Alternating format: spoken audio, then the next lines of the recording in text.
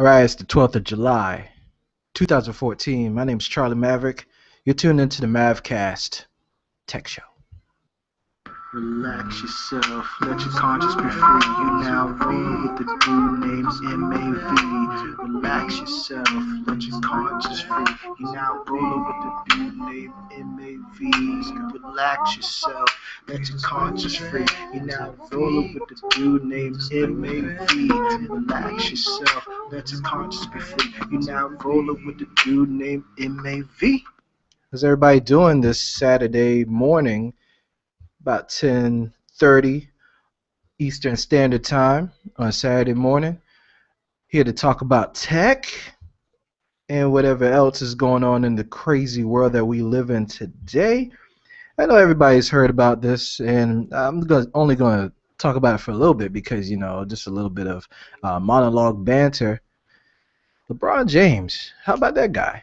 Going back to Cleveland. Wow, that's not tech news, but hey, he has enough endorsements from tech companies that we got to mention this guy. Samsung, Beats, some sure Nike Fit stuff soon, and it's crazy, man. So this guy played in Cleveland for 7 years, 7 seasons rather. Said that he was going to take his talents to Miami. Won 2 championships out of 4. Went to the finals every last 1 out of the 4 years. Won 2 championships, lost his last one to San Antonio, and decided to go back home, even after the Cleveland fans burned his jerseys when he announced he was leaving.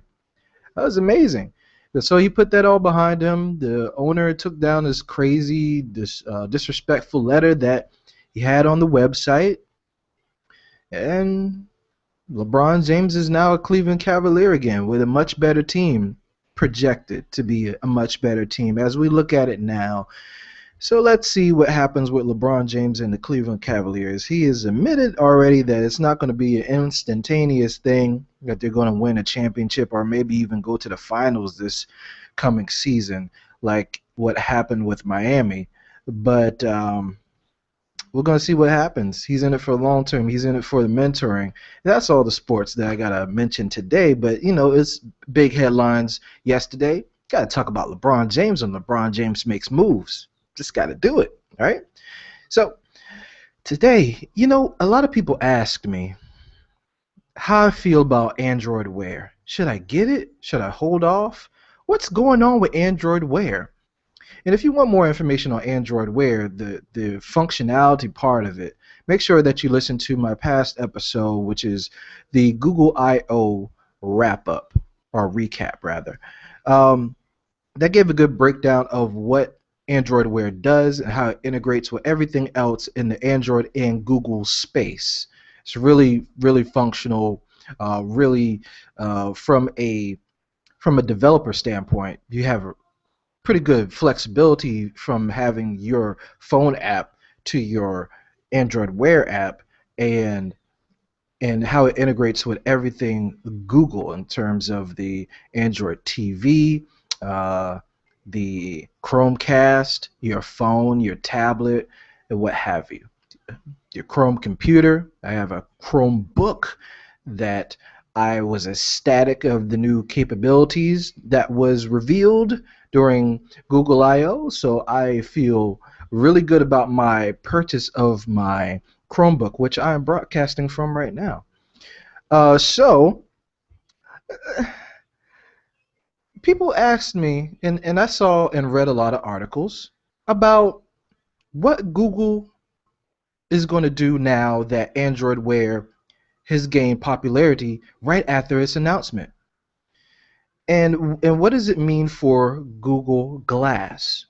So let's talk about Google Glass and the comparison between Android Wear on the watch in terms of in relation to Google Glass. So let's talk about that. So Google Glass is a really polarizing piece of technology. People either love it or they hate it.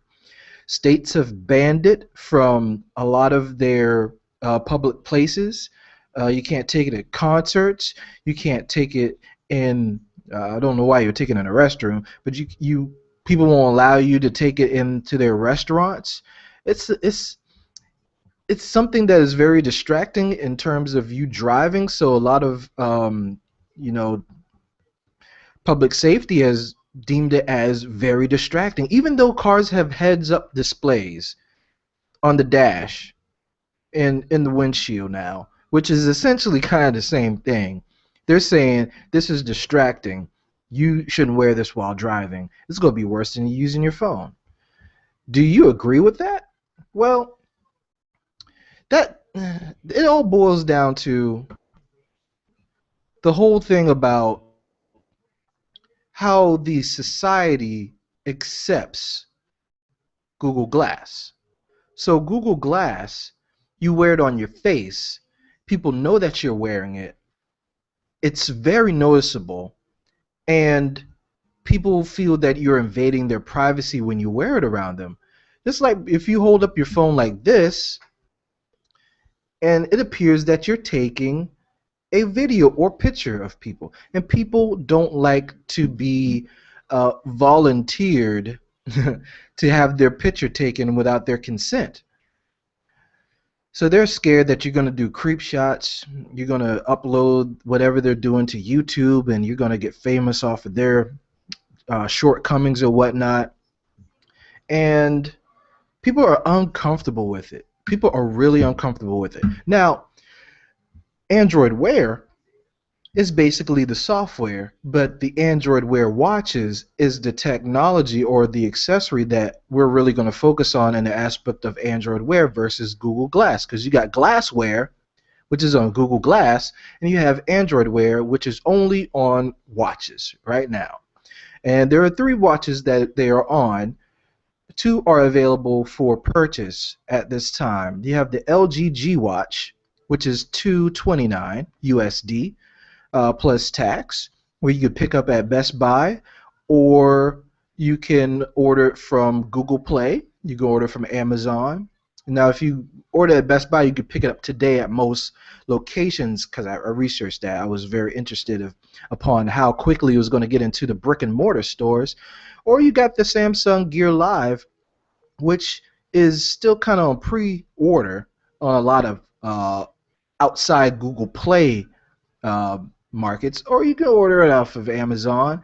The thing is, you got to wait till that gets to you because it's not in the brick and mortar stores yet. So you search for it on Best Buy, it says it's coming soon, but it's still available for purchase. The one that we're waiting on, and a whole bunch of people are waiting on, is the Moto 360, which is a circular faced watch, and it looks very upscale, like a traditional high-end watch that you like to wear with your attire, and it doesn't look like you're a geek, which is more culturally acceptable when it doesn't make it look like you're wearing a piece of tech. Although when the screen lights up, it's going to look like you're wearing a piece of tech, which, for better or worse, you have to know going in that it's still going to be noticeable that you're wearing a piece of tech because the screen's going to light up with notifications in color.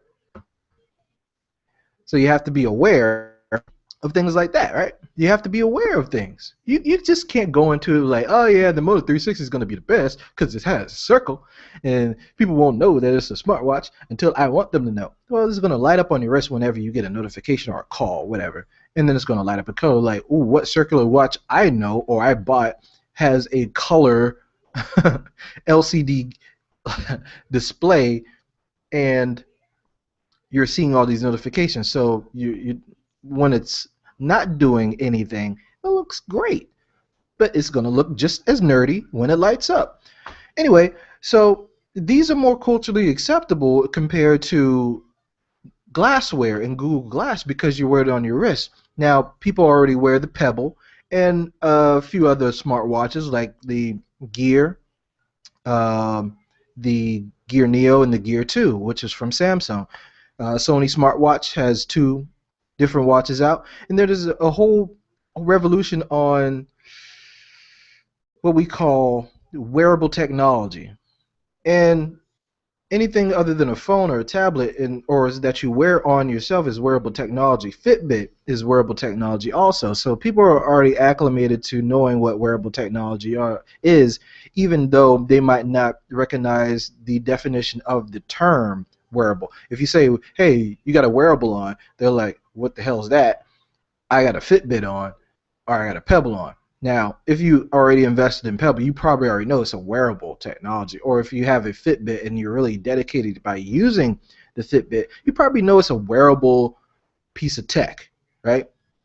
But the term is not popular.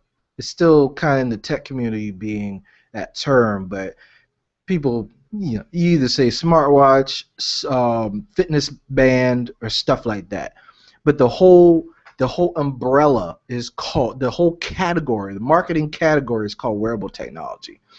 So it's easier to have things on your wrist and not be imposing on other people's privacy rather than having it on your face, because you're less likely to capture them doing crazy stuff when you have no camera on your watch. That's the big thing. The camera on Google Glass is the thing. Now, if it didn't have a camera on it, people wouldn't care. If it didn't have something like you're looking at them, the camera's recognizing their face, and you can probably do a search for about that person, look up their social media pages and whatnot, people wouldn't care about it. If you couldn't snap video or snap a picture and upload it to whatever, you know, cloud area you want to upload it to without their permission, they wouldn't care. But with the smartwatch, the only smartwatches I know that have a camera to this date is the Gear by Samsung and the Gear 2. That's only two. That's a small segment of the population that has that, because you have to have a Samsung device, a more recent Samsung device, for that to work and you to have it and for it to function. And then you can still see them making the attempt to take a snapshot or short video of you, because it's kind of just like holding up the phone. You have to hold up the watch and purposely do like this, and you kind of get a creep shot. Like, it's a creep shot. It's a creep shot camera.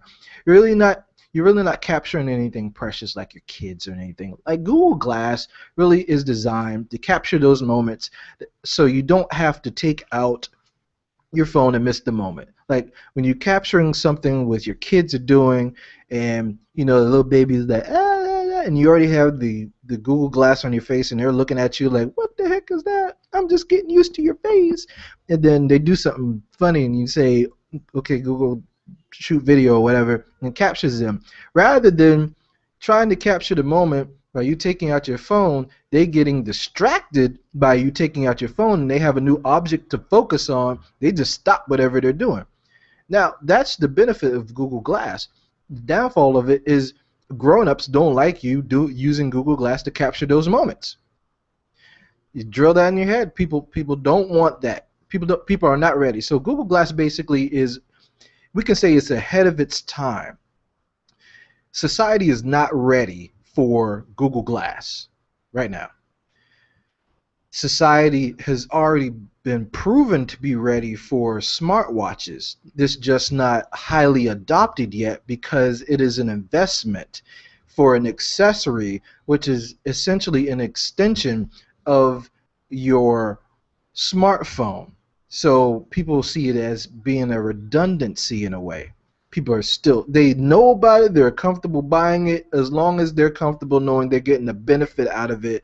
There's really no backlash to having a wearable. You might get annoyed by your wrist being vibrated so much, but other than that, you're not worried about, people saying you can't come in here because you have a watch on. Like, like nobody's gonna ban you from the restaurant for you having a watch on, and that means a lot. You can go in, get your notifications, answer decline calls, and respond to emails, respond to text messages, see what the weather is, ask Google a question, do a command, set a reminder. You can do all that. Control your music, control your TV, control some of your your smart thermostats, some lights that are set up to be controlled by your smartwatch. You could do that. You could order a car. It's an extension of apps. You could do all of this from your watch. Why in the heck would you not spend around $230 plus tax to get this, all the capabilities, which has more capabilities than the Google Glass, with the exception of the video shooting? Why would you not get this $230 device that gives you all the notifications and capabilities that you need, instead of paying like $1,500 for something that you won't be able to wear in public without being shunned or, look like crazy? The only venues to where you can wear Google Glass at and not be judged is where people are like mind and they are wearing Google Glass also. So a Google function, a tech conference, a podcasting conference, a YouTube creators conference, something where people are wearing Google Glass and everybody else is totally used and comfortable with that or aspire to have that. Can't wear it to sporting events, whatever. I mean, it's whatever. So this means that right now Google Glass is in trouble. That glassware team, they should feel in trouble right now. But here's the good thing. Here's the good thing. As time goes on and we get used to head-up displays in the car, we get used to heads-up displays everywhere. We get used to more people buying into Google Glass. Android Wear, I'm pretty sure, is going to migrate over to Google Glass, and Glassware is going to be dropped because there's more functionality. There is more intricately made already for the wearable. Why would you not just migrate it over to Google Glass? It's more functionality, better built out than Glassware is. At a shorter amount of time, there's a lot less glitches, right? It works with, majority of things right now, and developers are buying into it. Developers are not totally buying into Glassware because they know it's going to be a slowly adopted technology where people are not going to want to be out in public. You spend $1,500 for the prototype and not a consumer-friendly version. You can't wear it to work. You can't wear Glassware to work. You can't wear Google Glass to work, especially if you work in government. Come on.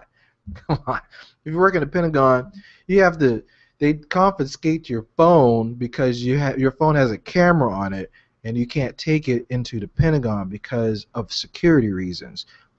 Just like I'm sure if you're on a Navy or a military base, they'll take it also. So what's the freaking point, man? All right. So I would say Google Glass, you're in trouble. Right now. Right now, you're in trouble. 2 months from now, might think of something, might not be in trouble. Android Wear might be a flop. Right now, it's really popular. People want it. It's a 1.0 product. Okay, it's a first iteration product. Early adopters are kicking in, just like they wanted Google Glass, but they couldn't get Google Glass. Early adopters are going to buy anything. So people went out the yin yang, and as soon as invites weren't needed for a short amount of time to get Google Glass, people shelled out $1,500 to get a prototype, version 1, version 2 technology from Google, and they love it or hate it, and they give it to somebody else, whatever. But same thing that's happened with Google, with Android Wear, but it's a lot cheaper to get, in that ecosystem, in that club of having it. So also, what does this mean for Pebble? Because Pebble has already been established as kind of the top smartwatch of this era, really. So there's a couple of benefits to having a Pebble over Android Wear, and I mean, there's slightly different cons to having Pebble over Android Wear. You get more intricately done features through Android Wear than you do with Pebble, but with Android Wear, because it is on an LCD or it's on a um, one of those AMOLED screens, it's hard to see in sunlight, and direct sunlight is almost pointless to use. Just like you have a phone, it's hard to see in direct sunlight. You got the brightness cranked up, you can kind of make out something. The advantage of having Pebble right now is you can still see everything because it has this kind of what do you want to call it, e-ink display, to where it's okay for you to go out in direct sunlight or any type of environment, and your viewability is awesome.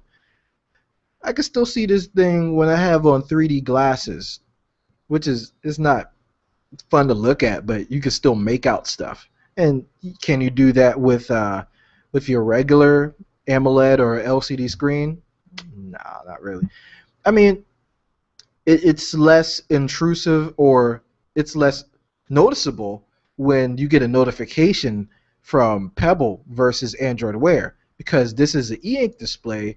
It's not really lighting up that much. The screen just changes, right? But in Android Wear, the screen lights up, and depending on how bright you have the screen, it lights up bright. So people are gonna like, hey, you got a call. No privacy at all. And people are going to probably try to read it. So whatever. So if you want to be kind of like not looking as much like a nerd, you probably want to stick with Pebble if you have Pebble. I have a Pebble. Am I in a rush to get one of these Android Wear watches? I kind of want one, but I see the disadvantages of switching. Because of the viewability in direct sunlight, which would suck if I'm outside all day.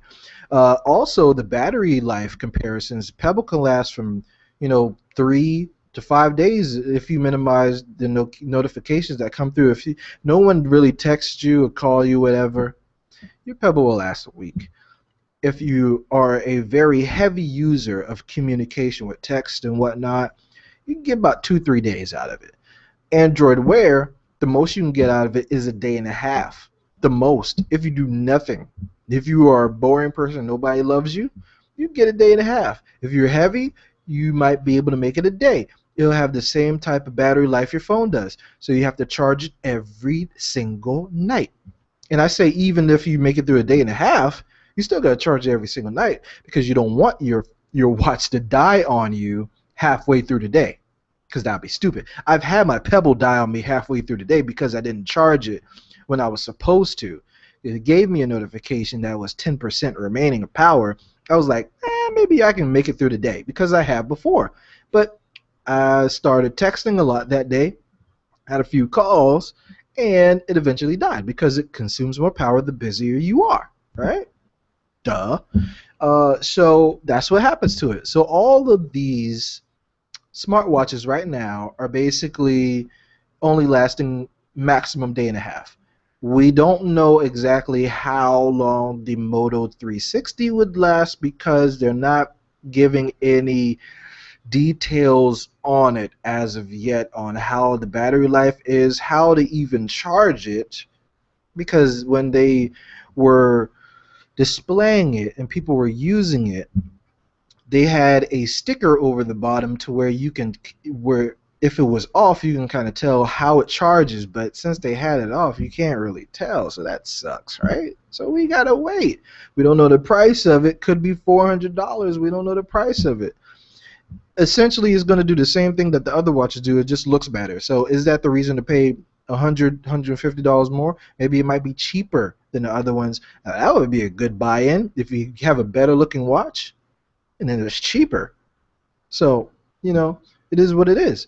Now, the integration with Android is the big benefit. The Google Now aspect of it, the voice actions, the swipeability on here, the total functionality is the true benefit. So you're not just getting notifications, you can action on these. You can archive emails.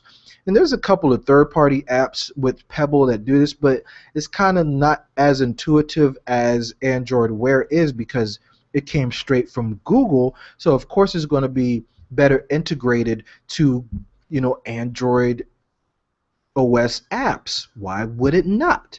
So Pebble is cross-platform with iOS and Android, but due to third parties, they have expanded the capabilities out of the box. It really doesn't do that much when you think about it. You just get notifications all day. You got to go out of your way to find things that would help enhance your experience with Pebble. And Pebble, I haven't had any.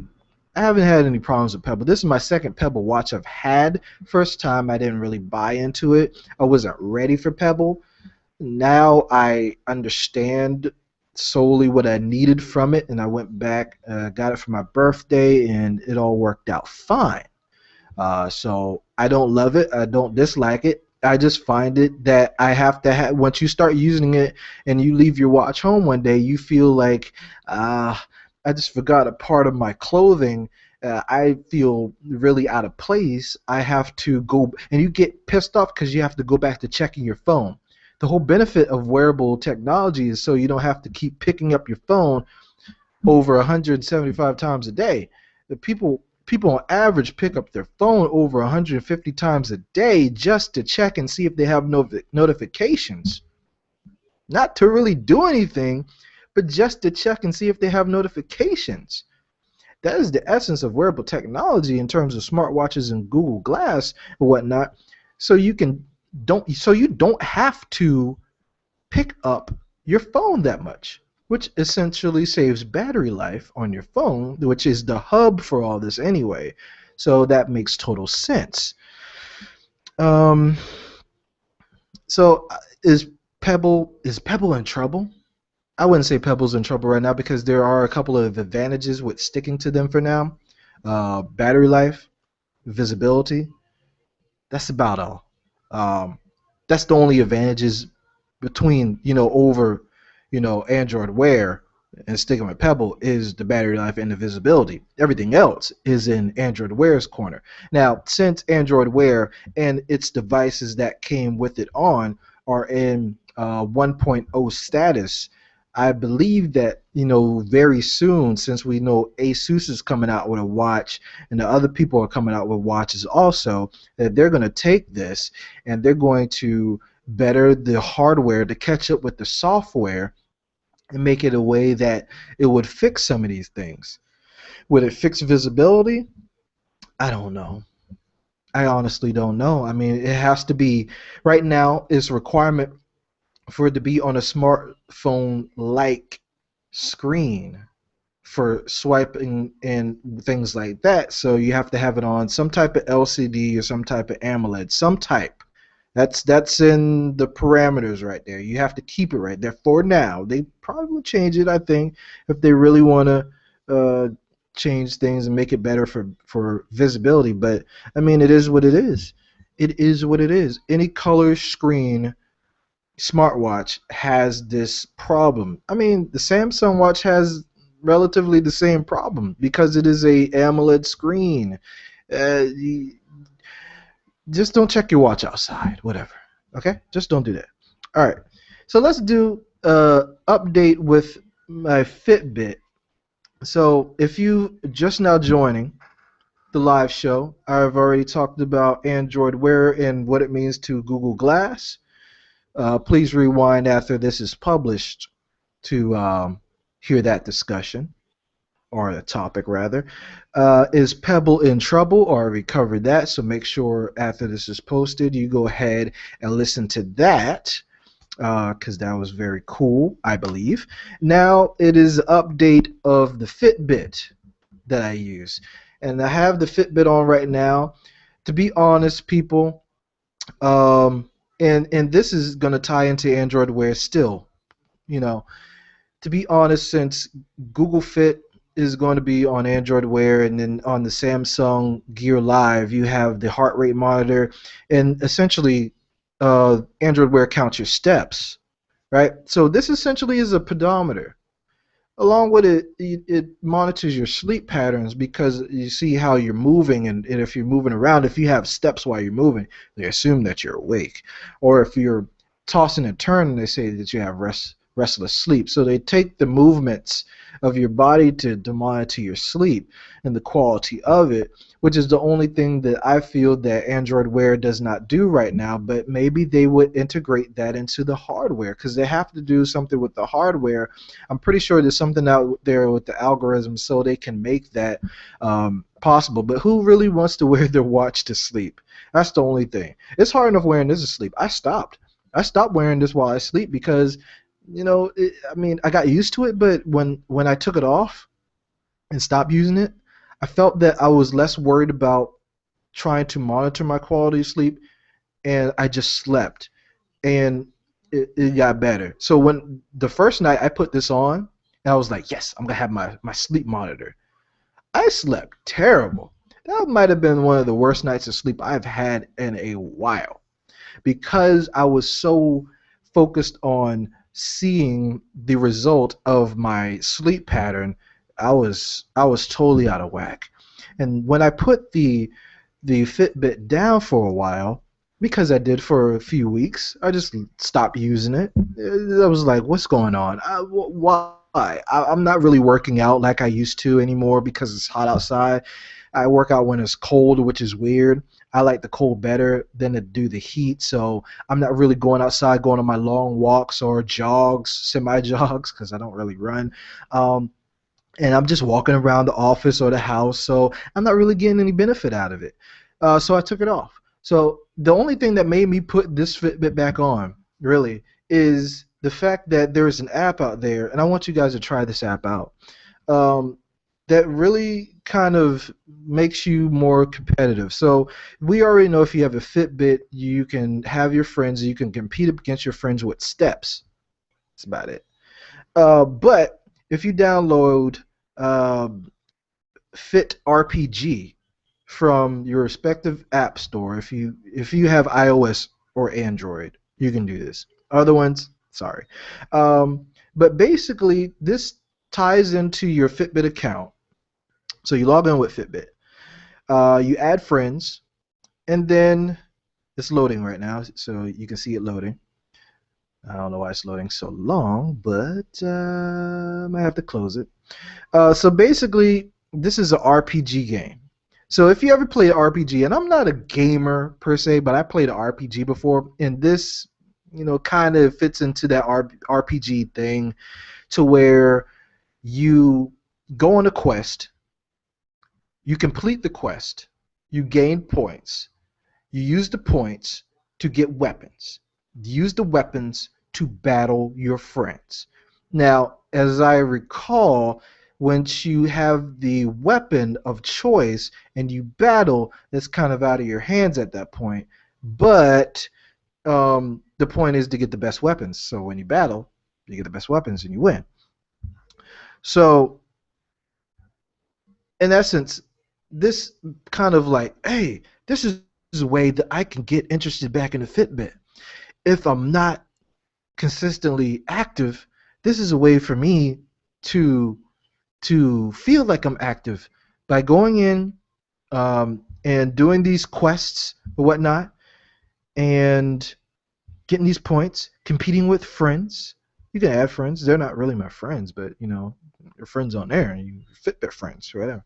So you go in there and you battle and you level 1, level 2, and you keep going up and getting these points and you getting these weapons and you fighting and you run and blah blah blah blah blah blah, and then you're like, oh, I'm getting benefit out of this Fitbit. It's like a game. Because isn't life like a game anyway? Isn't fitness, the competitiveness of fitness with your peers, like a game anyway? So this made perfect sense to me. So I was like, why not? I'm not really into it that much, but it gave me a reason to put back on my Fitbit. I mean, that's the update with the Fitbit. Now, if I get Android Wear, if and when I get Android Wear, I would say I might put down the Fitbit because essentially what it's doing is again, it's monitoring the quality of your sleep. See if you get enough sleep. So I don't wear while I sleep, so that aspect is out the window. Here's the app is up again. So the app's up. Oh, let me switch screens. So there's a task that I was doing. Someone wants to battle me. I don't know why they want to battle me. I have no weapons yet. So I'm going to go and quest. So I set a quest yesterday, and I forgot to complete it so it can give me points. So I'm going to try to go in and complete this. Now, it's acting really slow today, but I have active quests that I was doing. Let's see if I can complete them. I get points, success. So I got some points here. Oops. Post that to Twitter. Go back out. Active ones. I think I did that. Let me complete it. It's probably one from the other day. So basically, the screen looks like this. You get points and whatnot, and you battle. Somebody wants to battle me. You want to battle me, boy? So request has come through for a battle. Challenge accepted. I'm going to duel to the death. I have no weapon, so I'm probably going to lose this. So I was defeated in battle because I had no weapons. So that's what you do. So basically, you get the points, you battle with your friends, you battle to the death. I had no weapons. I lost. That's why I lost. They apparently had weapons. I didn't. We can't fist fight. So it's like an RPG. So anyway, so that's the reason why that's the update with the Fitbit. So thank you for listening to that update. And if that encourages you to get a Fitbit, whatever gets you out and gets active, then you do that. You can do the quest, which basically says, hey, you want to do this for this long, you want to do this for that long, you get this amount of points if you accomplish these many steps in this amount of time. More points you get, more weapons you get, more battles you win. You know how that works, right? All right. So next is my favorite phones that I've ever owned. My favorite smartphones, rather. Because if I say my favorite phones that I've ever owned, I have a long Ninja Scroll list of phones that I've ever owned. My phone purchasing has significantly dropped off since I've been in a healthy, steady relationship. I think it was the voids that I needed to fill. I think there was a void in my life that I needed to fill, and I did it with phones. I'm going with that. I have a psychology background. I'm trying to figure out my shortcomings and capitalize on those shortcomings and turn those into success and strengths. Okay? So I'm trying to turn it around. So with that being said, I'm going to limit these to the smartphones that I had. Technical smartphones. Now, the first one I'm going to list off basically was before we classified smartphones as smartphones. You could call this a PDA phone. You can call this a pocket PC or whatever. Back in the day. And when I say back in the day, it's almost 10 years ago. What was it? 2006-ish? 2006-ish. So it's almost 10 years ago. It's 8 years ago. It's almost at that threshold. It was a long time ago. It was before the iPhone. 2007 was the iPhone, the first iPhone. So this predates the iPhone. The Palm Trio 650. Now this phone ran Palm OS.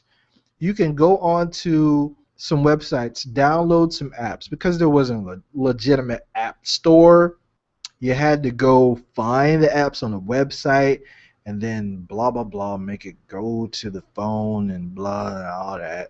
So thank God for the app stores that they came out with, but that wasn't available at the time. But the quality of the phone, the build quality of this phone, the build quality was great. The screen, it was a resistive touchscreen. it was okay at the time. You know, of the most resistive touchscreens I've ever dealt with, and you know that Palm made Palm Pilots. The Palm Pilots were one of the most responsive, capacitive, resistive touchscreens that they made, and it had a stylus. Those were this was still the age of the stylus. So the stylus was awesome. So you guys have just bought into the notes and the note line. Been there, done that. Sorry, you just got on the technology, but styli is not a new thing. Palm had the stylus before Samsung. Okay, they just didn't have a capacitive screen that had all this technology that responds to pressure in your writing. But resistive still responded to pressure. It just didn't do it in a way that okay, whatever. But still, the call quality on this phone, awesome. I don't know if you remember the IR blasters on these things, which is the coolest thing. So when you found somebody that had another Palm Trio, or doesn't matter which version, as long as they had the IR blaster on the end, you could transfer files. So you had to literally be like this close, like this close. You had to be like that close, and then you had to shoot it over to them, and it was cool. So you just sit there like an idiot and just shoot stuff over there like, hey man, let me send you this game. Yeah, man, that was cool. So it was awesome. I love that. I love that. The speaker had a big speaker on the back, kind of like this size speaker on the back. It was loud. It was for business people, okay? Business people. And it was great. The next one, oh man, I did not add this to the list, but when I think about it, I have to say it. When I go through it, one of the best phones I ever had, and I had it a short amount of time, mind you. I had it a real short amount of time. It was a BlackBerry phone. It wasn't the BlackBerry Curve. It wasn't the BlackBerry World Edition. It wasn't BlackBerry Storms. Those kind of drove me away from BlackBerry. It was, and I had it only 6 months. It was the BlackBerry Bold 9000. Or was it 900? BlackBerry Bold 900. 9000. It was a 9000. It was so long ago. But it had the faux leather back. It was the first BlackBerry Bold to come out. It had the keys on this thing. It was beautiful. The only hiccup about it, it was on AT&T. And at the time, AT&T sucked. It sucked. If it was on Verizon, it would have been awesome. I would have kept it. But I had a short stint with the AT&T, and that drove me back to Verizon, which drove me back to this. They didn't have the Bold on Verizon, so guess what phone I got when I went back to Verizon? I got the stupid Storm 2. God forgave me for that. But that BlackBerry Bold, got mentioned in rap songs. It was so good. They compared it was on the line. It wasn't the iPhone. It didn't have all the things you could do with iPhone. But I tell you, I literally went in to get an iPhone 3GS at the time. I literally went in to get iPhone 3GS. Got it for a day. Used it, was like, I like my BlackBerry better. Took the iPhone back and kept the BlackBerry. And then lost all credibility when I was forced to go back to Verizon because of this terrible service on AT&T. Got the Storm 2. Had one of my buddies get one too, and it was the worst piece of crap ever. The worst touchscreen technology ever was the Storm lines. Woohoo! Terrible. Idea was great. Execution was awful. Let me hurry up here. I'm sorry. Let me just go through and let me just say, the phone that did it for me, the phone that started it all, really. Now there were other phones prior to this phone coming out, but this phone put Android on the map. And at the time, you had to be on Verizon or AT&T to be on the map. Since AT&T was going so far ahead of all its competitors with the iPhone, because that's the only place you can get it, Verizon had to do something. And their answer was Android. Android was already available on the G1 and it was already on the little girly phone, whatever. I forget what it was. But the original Motorola Droid, awesome phone. Camera phones weren't up to par at the time still, but you had the Motorola Droid. 5 megapixel camera, took better pictures than the BlackBerry. Um, and it was awesome. It had free turn-by-turn navigation. That was Android 2.0, 2.0.1, 2.1, one of the two. That was 2.0.1, I believe. I'm digging back right now, but it was awesome, awesome. When I had the BlackBerry Storm 2, and I held the precious old Motorola Droid in my hand from one of my buddies, and I was like, "Yep, got to switch." Next week I switched. Totally did. Totally took the phone. Totally took the BlackBerry back. Was like, I don't want this. Take it away from me. Don't want it. Next, the other two droids that came out wasn't, but the Droid X was good. It was a solid phone. I sold it to someone after using it. I didn't have any problems out of it. Motorola made solid phones. The build quality was great, durable. The battery lasted a while. Um, Camera was all right. Took pretty good pictures for the camera. Motorola wasn't ever a stellar camera maker, but it was all right. And the Galaxy Note 2. The only thing about the Galaxy Note 2 to me was it was too big. Everything else about it was awesome. The battery life, the screen quality, the S Pen, the speed of it, everything was fine with it. It was just the size. I just got too tired of the size. I had it for a short amount of time. I want to say the HTC One M7, the 2013 version, not this year's because I didn't have this year's.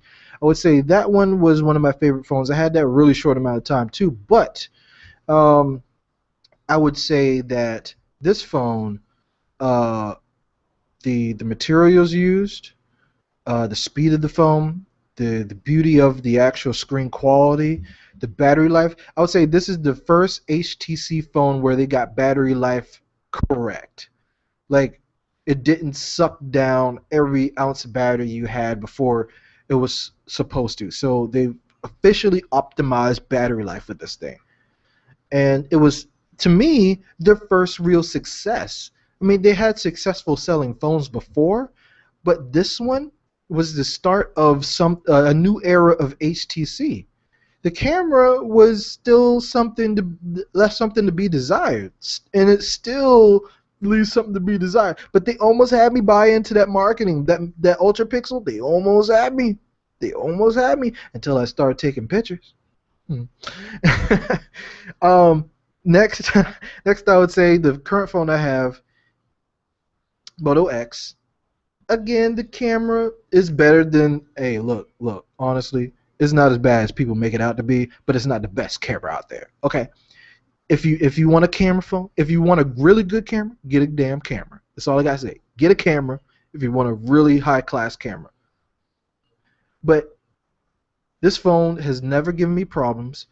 The touchless controls, the active notifications, everything is never given me a problem. It's still fast as the day that I bought it.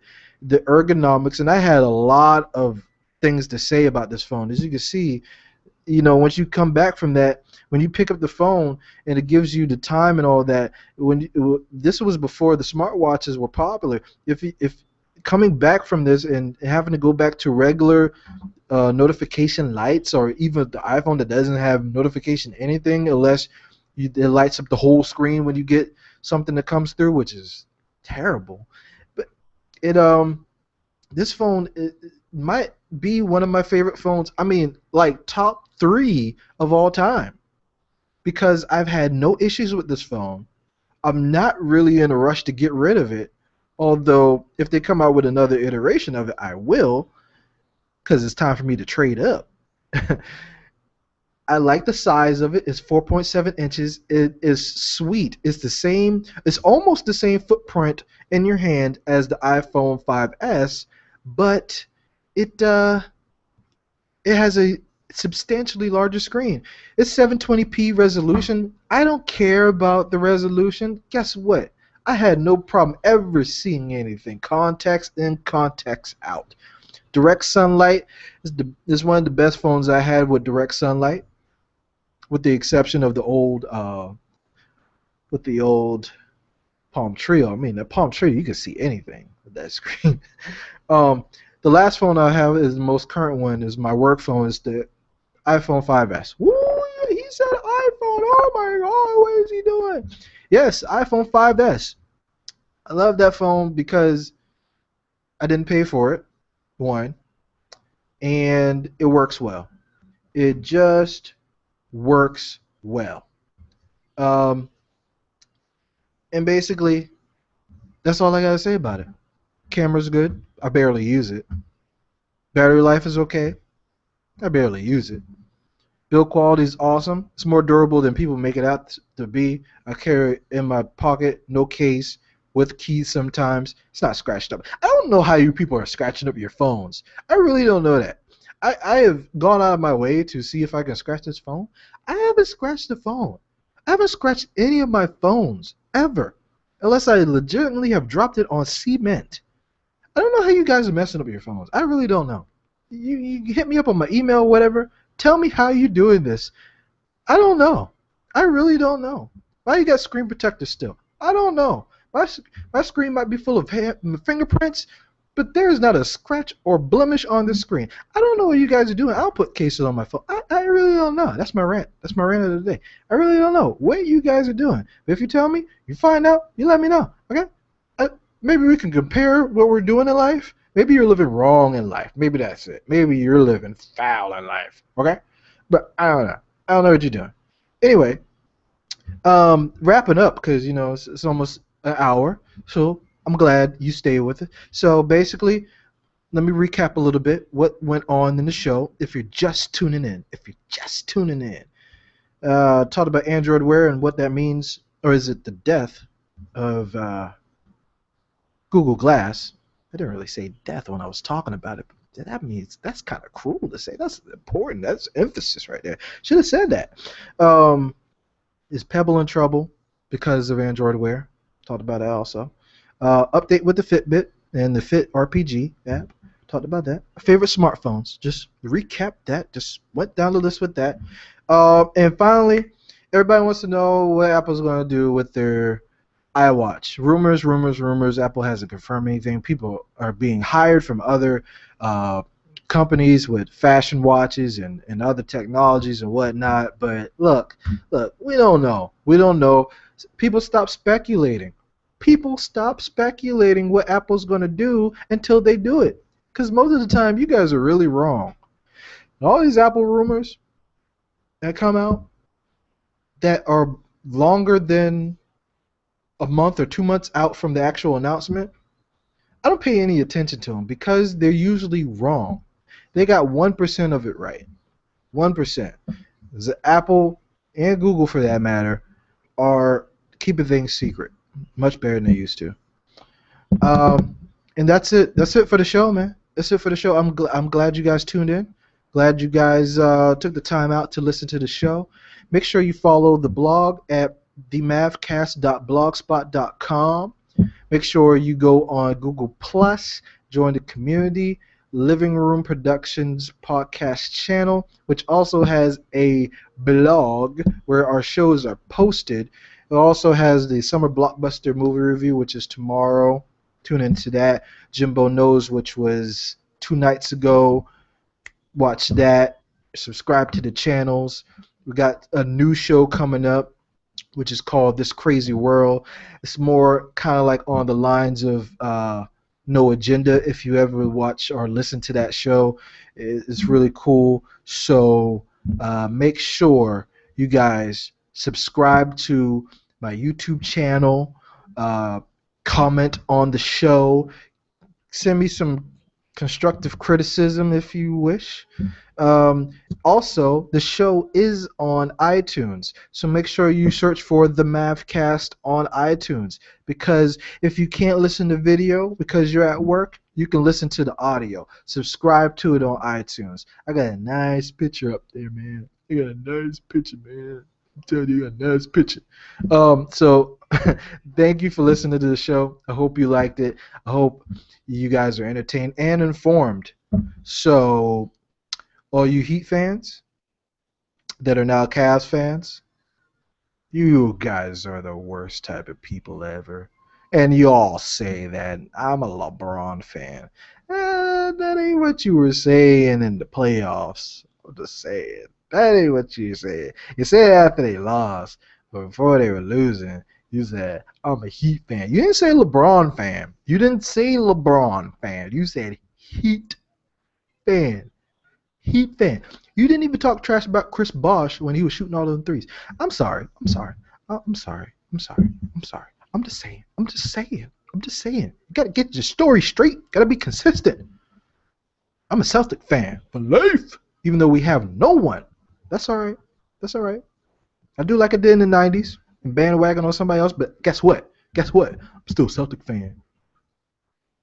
I'll watch the games if they bring them on, which they won't, because we ain't got nobody but Rondo, and nobody likes him. He kind of like East Coast Kobe. Not as good. You know what I mean? All right. You guys have a great week. I'll be back later with some more tech news and opinions. Guys, make sure you watch Planet of the Apes. It's racist, but it's entertaining. Thank you. You guys have a great day.